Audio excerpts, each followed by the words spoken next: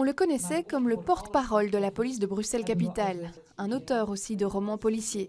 Mais aujourd'hui, le commissaire Christian de Koning présente un nouveau livre, bien plus grave cette fois-ci. Il s'agit de la façon dont il a vécu les attentats du 22 mars à Bruxelles.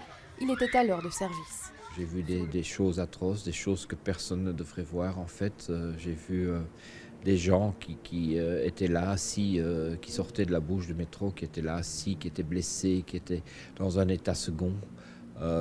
C'était vraiment affreux à voir. Aujourd'hui, en arrêt maladie suite à un syndrome de stress post-traumatique, il a écrit ce livre sous le conseil de ses médecins et de ses proches. Mais la rédaction de l'ouvrage n'a pas eu l'effet thérapeutique espéré. Au contraire, ça m'a refoulé de nouveau dans mes pensées un peu noirâtres. Être diagnostiqué avec un stress post-traumatique, c'est quelque chose qui ne devait pas m'arriver à moi. Le dur à cuire, le flic de 37 ans de service, qui a connu l'attentat des rues des Sols, qui a connu le drame du Heysel. Et voilà, ça m'a quand même touché. Et ça m'a bouleversé aussi bien ma vie professionnelle que ma vie privée.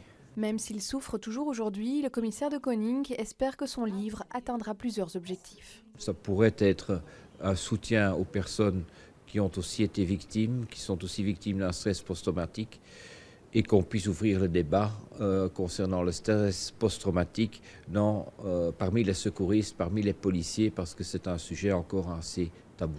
Chaque jour est désormais un combat pour le commissaire Christian de Koning, un combat pour revenir dans un avenir proche, il l'espère, sur le terrain, auprès de ses équipes.